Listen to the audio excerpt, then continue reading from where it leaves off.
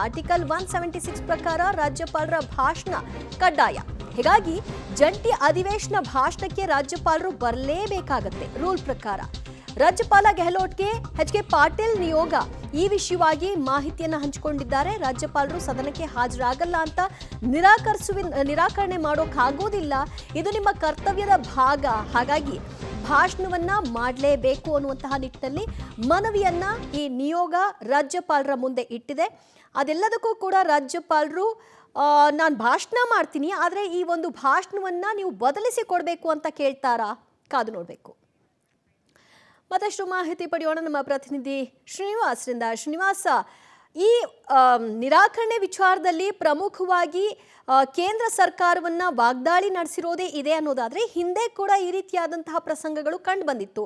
ಆಗ ಸಣ್ಣ ಮನಸ್ತಾಪ ಇದ್ರೂ ಕೂಡ ಅದನ್ನ ಬದಿಗಿಟ್ಟು ಅವರು ಭಾಷಣ ಮಾಡಿದ್ರು. ಬಟ್ ಮೇಜರ್ ಆಗಿ ಈ ಟೈಮ್ ಹಾಗಾಗ್ತಾ ಇಲ್ಲ. ಕಾರಣ ಏನಿರಬಹುದು? ದಿವ್ಯಾ, ಹೌದು.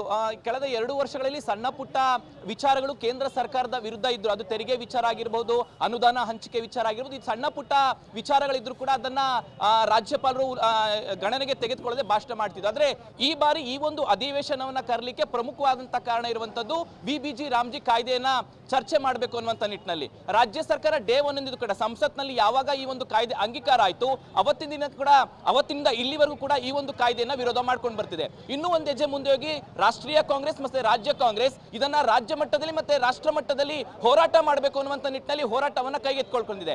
ಈ ಒಂದು ಅಧಿವೇಶನ ಪ್ಯೂರ್ಲಿ ವಿಬಿಜಿ ರಾಮ್ಜಿ ಕಾಯ್ದೆಗೆ ಸಂಬಂಧಪಟ್ಟಂತಹ ಚರ್ಚೆಗೆ ಮೀಸಲಿರೋದ್ರಿಂದ ರಾಜ್ಯಪಾಲರಿಗೆ ಎಲ್ಲ ಒಂದ್ ಕಡೆ ಇದು ಇರಿಸು ಮುರಿಸು ಅಂತ ಅನ್ಸುತ್ತೆ. ಯಾಕೆಂದ್ರೆ ಇಡೀ ತಮ್ಮ ಭಾಷಣದಲ್ಲಿ ಸರ್ಕಾರದ ಏನು ಸಾಧನೆಗಳನ್ನ ಹೇಳ್ಕೊಳ್ಬೇಕು, ಆದ್ರೆ ಈ ಬಾರಿಯ ತಮ್ಮ ಭಾಷಣದಲ್ಲಿ ಕೇಂದ್ರ ಸರ್ಕಾರವನ್ನ ವಾಗ್ದಾಳಿ ಮಾಡುವಂತಹ ಅಂಶಗಳನ್ನ ರಾಜ್ಯ ಸರ್ಕಾರ ಹೆಚ್ಚಾಗಿ ಉಲ್ಲೇಖ ಮಾಡಿದೆ. ಹೀಗಾಗಿ ರಾಜ್ಯಪಾಲರು ಪ್ರತಿ ಬಾರಿನೂ ಕೂಡ ಕೇಂದ್ರ ಸರ್ಕಾರವನ್ನ ಹೇಗೆ ಬೈಬೇಕು ಅನ್ನುವಂತ ನಿಟ್ಟಿನಲ್ಲಿ ಆಕ್ಷೇಪಗಳನ್ನ ವ್ಯಕ್ತಪಡಿಸಿರ್ಬೋದು. ಹಾಗಾಗಿನೇ ರಾಜ್ಯ ಸರ್ಕಾರ ಏನು ಸಿದ್ಧ ಮಾಡಿಕೊಟ್ಟಿತ್ತು ಆ ಒಂದು ಭಾಷಣವನ್ನ ಬದಲಾವಣೆ ಮಾಡಬೇಕು ಅನ್ನುವಂತ ಬೇಡಿಕೆಯನ್ನ ರಾಜ್ಯಪಾಲ ಇಟ್ಟಿರುವಂತದ್ದು. ನಾನು ಈಗಾಗಲೇ ಹೇಳಿದಾಗೆ 4-5 ಬಾರಿ ಕೇಂದ್ರ ಸರ್ಕಾರದ ವಿರುದ್ಧ ವಾಗ್ದಾಳಿಗಳನ್ನ ಮಾಡುವಂತಹ ಅಂಶಗಳನ್ನ ರಾಜ್ಯಪಾಲರ ಭಾಷಣದಲ್ಲಿ ಸೇರ್ಪಡೆ ಮಾಡಿದೆ ಅನ್ನುವಂತ ಅಂಶಗಳು ನಮಗೆ ಲಭ್ಯವಾಗಿದ್ದಾವೆ. ಈ ಹಿನ್ನೆಲೆಯಲ್ಲಿ ಇದನ್ನ ಬದಲಾವಣೆ ಮಾಡಿದ್ರೆ ನಾನು ಭಾಷಣಕ್ಕೆ ಬರ್ತೀನಿ ಅನ್ನುವಂತ ಬೇಡಿಕೆಯನ್ನ ರಾಜ್ಯಪಾಲರು ಇಟ್ಟಿದ್ದಾರೆ ಅನ್ನುವಂತ ಮಾಹಿತಿಗಳು. ಈಗ ಸರ್ಕಾರ ಆ ಒಂದು ಬದಲಾವಣೆ ಮಾಡಲಿಕ್ಕೆ ಒಪ್ಪುತ್ತಾ ಅಥವಾ ರಾಜ್ಯಪಾಲರಿಗೆ ಸಂವಿಧಾನವಾಗಿ ಇರುವಂತಹ ಕರ್ತವ್ಯಗಳನ್ನ ನಿರ್ವಹಿಸಲೇಬೇಕು ಅನ್ನುವಂತ ಮನವಿಯನ್ನ ಮಾಡಿ ಒತ್ತಾಯಪೂರ್ವಕವಾಗಿ ಮಾಡುತ್ತಾ ಅನ್ನುವಂಥದ್ದನ್ನ ಕಾದು ನೋಡ್ಬೇಕಾಗುತ್ತೆ.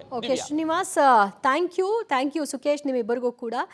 ರಾಜ್ಯಪಾಲರ ನಿರ್ಧಾರ ಏನಾಗುತ್ತೆ, ಅಥವಾ ವಾಪಸ್ ರಾಜ್ಯ ಸರ್ಕಾರದ ಅಂಗಳಕ್ಕೆ ಚೆಂಡನ್ನ ಹಾಕಿ ಅವರೇ ನಿರ್ಧರಿಸಲಿ ಅಂತ ಬಿಟ್ಬಿಡುತ್ತಾ, ಕಾದು ನೋಡ್ಬೇಕಾಗತ್ತೆ.